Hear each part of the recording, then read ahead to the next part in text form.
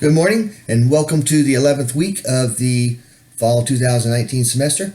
I checked this morning and I see that everybody did their Victorian exam last week, so good job on that. And everybody did their reading quizzes.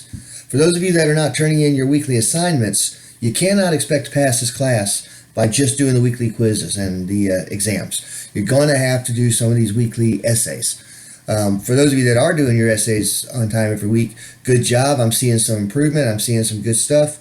As the semester progresses now, these last 5 weeks or so, you're not going to see as many comments on why I give you the grades. If you got a C on all your other essays and you get a C on this essay this week, there's a good chance that the reason you got that C is the same reason you got all the other C's. If you're getting A's, I don't really give a lot of comments anyway because an A essay is really good, so basically a lot of times I'll just say good job.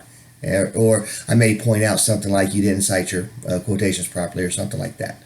So keep up the good work for those of you that are doing your essays. For those of you that are not, it's up to you whether you want to do well in this class or not.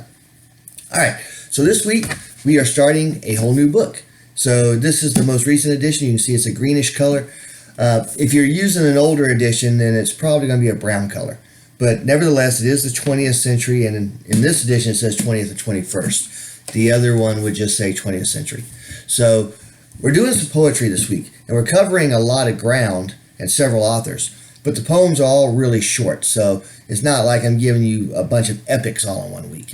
It's very short poems, and to me the highlight of the week, well, it's not really a highlight, but the main focus of this week is World War I. World War I was significant historically because nobody had ever seen a war like it. It covered almost all of Europe, and then there are other parts of the world where the war was fought also, like over in the Far East. But it really, the death toll was higher than anybody had ever seen in a war before, and a lot of it had to do with like the mechanization of weapons. So like machine guns, air warfare for the first time was being used. Tanks were introduced during World War I. And this caused such massive destruction that everybody thought it would be the war to end all wars. Nobody would ever fight another war again. For England, what that meant was that a lot of the English men, the young men, were getting sent over into mainland Europe in order to fight. Most of World War I did not touch the British Isles. So there was this sense of patriotism among a lot of people in England. We must fight for Mother England. We must fight those dirty Germans. Well, as it turned out, the war in Europe was horrifying. So when you read Rupert Brooke, the soldier, you're going to see the very patriotic tone of the poem about how it would be wonderful to die for one's country and how it would be great to be buried in another land because there would be a part of England in that foreign soil. And as it turned out, Rupert Brooke would die overseas. He was also very much a part of the British propaganda. He was young, he was good looking, he was very eloquent in his writing, and so he really did not get sent to a lot of the main battles. In fact, he would end up dying of sickness instead of dying of a bullet wound.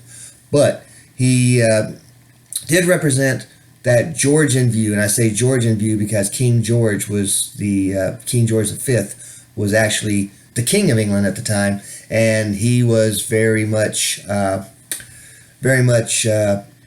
rah go go England, and England is a heaven on earth kind of person, and Rupert Brooke kind of reflects that.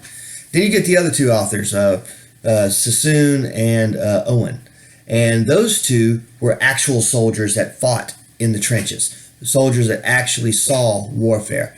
Owen, ironically enough, would die the week before the peace agreement was signed while he was leading troops over in Europe. Sassoon would survive. He would never have the success as a poet that he would have during World War I, which caused him bouts of depression, among other things. But both of them showed you the horrifying side of the war. So Owen really takes you into the trenches, and you watch a guy die of a gas attack, which was another thing World War I had introduced. There had not been poison gas, used as a weapon in war prior to World War I. And when it was used, it was very, very painful way for a person to die. And then for Sassoon, he's got a couple of them. One is about the women that love their men while they're fighting for them. And then, they want to be the grieving widows when their men actually die in combat. But what good are they doing? And then the other one is about they, which is preachers giving a speech, and he's saying that, England being at war is a godly thing. And when people point out to him that people are coming back missing limbs, or people are coming back blinded, or people are coming back, with bullets in their bodies, he says, "Oh well, God works in mysterious ways." So that's Sassoon. So World War One is really a focus of this week's lesson and the poetry that it creates. Then we get to William Butler Yeats. His first poem, the Isle of Innisfree, that is about an island that truly exists, where people like to get away from the city, because it's a country isle. It's got bees buzzing. It's got, grass. It's got everything the city doesn't have. So that is one of his poems. Another one of his poems, though, Easter 1916, is about an uprising in Ireland where the Irish tried to break free from British rule because they thought the British army was so busy fighting a war over in Europe that they didn't have the resources to come over and defend Ireland from trying to break free and cause its own country and create its own country. Problem was, Britain did have enough resources, and they came back and they came down hard on the leaders of this Irish rebellion, which occurred on Easter Day 1916. And so William Butler Yeats was interesting because he had a very long career as a poet. He was writing poetry for about 50 years. So during World War One, he was torn because he was born in Ireland, but he lived in England, and he really felt loyalties to both countries, and it caused him no small amount of grief. So he wrote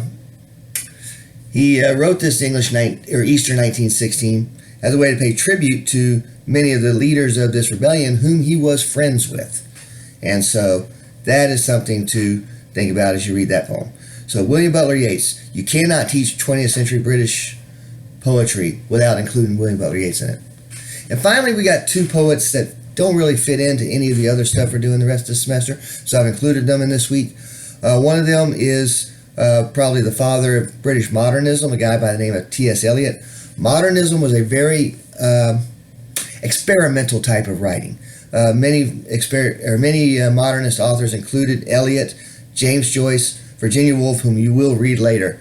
And I could just go on and on with all the modernist writers. What he's doing in the Love Song of T.S. Eliot is he's going through the mind of a young man who is actually hanging out, actually not a young man, he's kind of a middle-aged man, who is hanging out in a brothel, having tea, and watching all the, the working girls as they do their thing. And he's self-conscious, and we get what's called stream of consciousness, which was the modernist idea of following one's thoughts in a poem. And this was inspired by Sigmund Freud, who was just starting out with the study of the human mind and the study of psychology. So the modernist stream of consciousness poetry that you're going to read with T.S. Eliot, and you might read with other authors if you feel so inclined, was very much inspired by Freud. And finally, we've got another poet. This poem was actually published in the 1950s. It is Dylan Thomas with Do Not Go Gentle Into That Good Night. This was a poem he wrote because his father was on his deathbed, and he knew that his father dying was the right thing to do because his father was sick and his father's time was up, and yet he did not want to let go. So he tells him, fight on, Dad. Fight, fight, fight against that darkness. The darkness being death, and of course the light being life. And so it's a very touching poem, and it's a poem that people quote all the time. So that's it. So a lot of poetry to read, but every poem is very short, and the questions are revolving around which of these poets you like the best. And then, of course, don't forget to take the weekly quiz.